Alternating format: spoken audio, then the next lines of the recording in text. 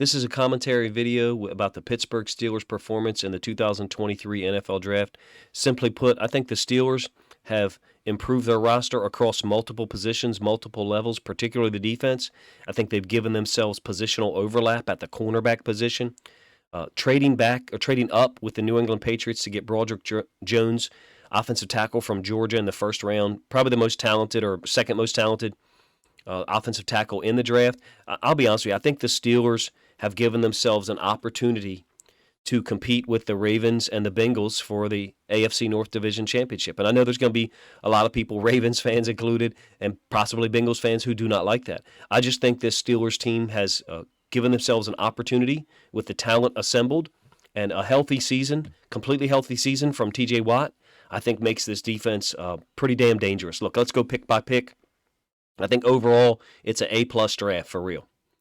Mike Tomlin said it best that, they conned the NFL. I mean, they did. They did a fantastic job trading up to get Broderick Jones. What can you say about that pick? It was just a pure genius move to move up and grab him. He's very smooth and tough in pass pro. He's aggressive and physical as hell against the run. Powerful. And then he goes to the combine and runs a sub-5 second 40-yard dash. I think 4.97. Look, the Steelers could have whiffed on their next pick or their next two picks and still been off to a great start by getting Broderick Jones, improving their offensive line, the offense that they run there. It's multiple, don't get me wrong, but I saw what they did to the Ravens in Baltimore later in the season in 2023. Under center, what I call twin wing formation, basically 12 personnel, but sometimes it was 11 personnel, same formation, threatening the Ravens with the jet sweep and the run game off of it, the play action. Unique offense in the NFL in 2023. Again, after this pick, I think they could have whiffed on the next couple of picks, but they didn't. Joey Porter Jr., first pick of the second round, corner from Penn State, 6'3", almost 200 pounds, very athletic, great pick. One of my favorite picks in the draft before the draft, during the lead up to the draft, and then one of my favorite picks after the draft or during it, meaning for him to fit with the Steelers. Like, I thought there was a chance the Ravens would get him at 22. The Ravens went the other route, grabbed a receiver, presumably are going to address corner via veteran free agent, on May 1st. This is a consensus top 20, top 25 pick, I thought, who fell a little bit. But look, those can often be as a result of positional need. Like I said, the Ravens chose to go veteran corner and pick Zay Flowers at 22 because of how talented he is. Doesn't mean they passed on Joey Porter Jr. Their plan was to use a free agent to fill that other left corner need. I think Joey Porter Jr., if he doesn't start immediately, he will be by week 4 or 5. And I mean no disrespect to Patrick Peterson or anybody else. I have not watched a lot of film of Keanu Benton from Wisconsin. I did think it was interesting at this point when the pick was announced. I was like, another Big Ten pick for the Steelers. I do know that he's very talented. I do know there was a lot of draft talk about him in the weeks leading up to the draft being a guy who could go faster or higher than where certain people had him projected. And sure enough, he went in the second round. Going to make a lot of money. I think he's going to be a devastating weapon for the Steelers and their base 3-4 defense, and also when they go to their nickel 4-2-5 like everybody else does. They went away from the Big Ten for their third round pick. A massive human being. 6'7", 260 tight end, Darnell Washington from Georgia. Incredible potential. Huge hands, can make contested catches. We've seen the film of it. In fact, he can make some contested catches look like they're not contested. He can make them look rather easy. It's kind of crazy to describe it like that, but that's the only way I can think of it. I've seen him make catches with people draped all over him, and it's almost like they're not there. I know he only had 38 receptions across the 2021 and 2002 seasons, but I actually think in some ways that might be a positive for him. That offense at Georgia under Todd Monken was one that shared the football. Reminds me of like the San Antonio Spurs offense in the NBA. They share the ball. Whoever's open, they shoot it. Well, football's a little different. You don't pass the ball more than one time on a given play generally. But as far as a coordinator's play calls, they're looking for guys who are open against certain coverages based on a formation and personnel grouping. In my opinion, this is a great pick. Darnell Washington showed the potential to make plays downfield. He showed the potential to catch the ball in the flat, short, make people miss, or be physical and run them over and get extra yards. he has all the tools to be an excellent blocker at the point of attack. I think there was some inconsistency there, don't get me wrong. But look, he probably did plenty of work next to Broderick Jones at tackle at Georgia, right? And I think in the third round, the Steelers got first-round potential here. They will not need 60-plus catches from Darnell Washington, at least for a couple of years, maybe ever. Freiermuth will give the Steelers that. I think he's gone over 60 catches his first 2 years. And Freiermuth is capable of more than that, in my opinion. The offense, in some ways, can hold those numbers down a little bit for Freiermuth, who is just a stud on third down. I think Darnell Washington, in those 12 personnel groups that I mentioned earlier, that twin wing formation is just going to make the Steelers' offense even more potentially devastating. All right, then their last two picks, I guess, there's one more beyond this, the offensive lineman from Maryland, who I don't have a picture of, no disrespect there. But Nick Herbig, who seems pretty technical, and there's clearly multiple connections with this Steelers organization. I mean, his teammate Benton got drafted in the second round. His brother already plays for them. They drafted T.J. Watt in 2017, so there's some real connections, it seems like, between the Steelers and Wisconsin, or just the Steelers and Big Ten teams in general. Now, look, perhaps he's a little bit undersized. I've seen him listed at 6'2", 240. I've seen him listed at 6'2", 235-ish. But right now, with Alex Highsmith entering his fourth season with the Steelers, coming off a year where he had 14.5 sacks and 5 forced fumbles, the Steelers may not be able to pay Highsmith and Watt.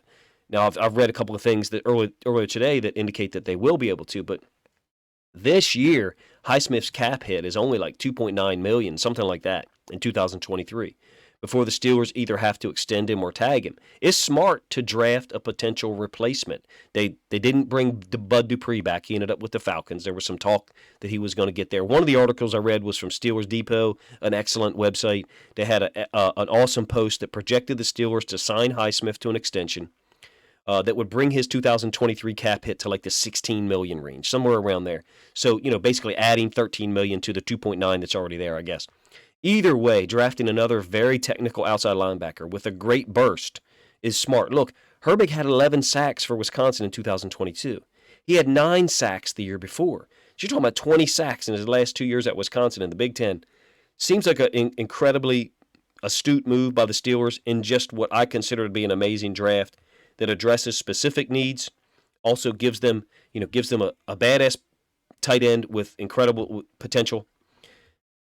I think Herbig can just supplement Watt and Highsmith's production in 2023.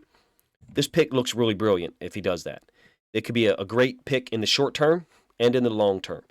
Hopefully they get a complete season out of T.J. Watt and Alex Highsmith, who's never had an injury concern. Watt missed time a little bit during the COVID season and then missed some more time last year.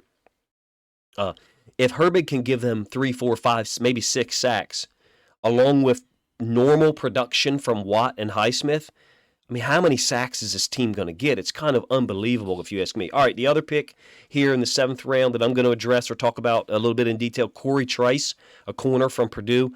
I know of 4 teams that were linked to this guy, 6'3", 205, 210-pound corner. The Ravens, the Steelers, among other teams, were talked about as targeting him in the 5th or the 6th round. Tremendous potential, very long, athletic corner. He only had 5 interceptions over his 5 years at Purdue, but really, in my opinion, if you go look at the stats, which I encourage you to do so, he really only played 2 complete seasons, 2022 and 2019. He played 13 games in 2022, had 10 passes defensed, 2 interceptions with 1 return for a touchdown. He played 8 games in 2019. The other 3 years he was at Purdue, he played 9 games total. I'm not sure if it was injury concerns. The COVID season was there in 2020, where much of the Big Ten didn't play a lot. In my opinion, this is an excellent pick for them in the 7th round.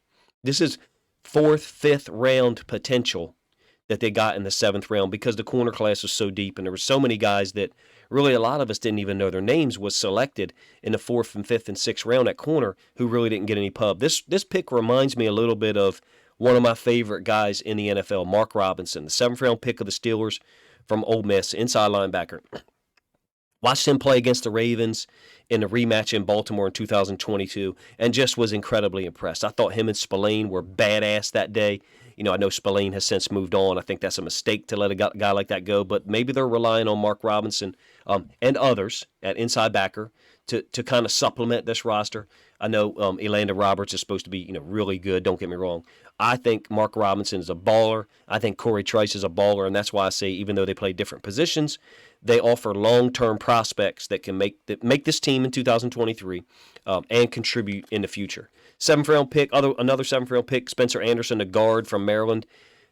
He was the 5th Big Ten player the Steelers drafted, played multiple positions at Maryland. I think the Steelers front office improved multiple levels of the defense for real. From Benton and Herbig at the D-line to Porter and Trice at corner. I think you got an interesting situation at inside linebacker. They've moved on from a couple of guys, that didn't produce for them. Signed Patrick Peterson at corner, retained Mark Robinson. I think they've got some good players at inside linebacker. Very smart picks defensively, and I think they got 2 great talents on offense in Broderick Jones and Darnell Washington. Jones, I think, could be the more consistent of those 2 guys for real. In 2023 as a rookie, he could be the more consistent guy in terms of impact because he's going to start and play every snap. But I think overall, this is an A-plus draft by the Steelers. I haven't read any reviews that said anything else. Again, one of my opening points, and you may not like it, depending on who you're a fan of, I would not be surprised at all if this draft and the free agent signing of Patrick Peterson, the drafting of Joey Porter Jr., if it puts them in the discussion to compete with the Ravens and the Bengals for the AFC North title. That's best case scenario.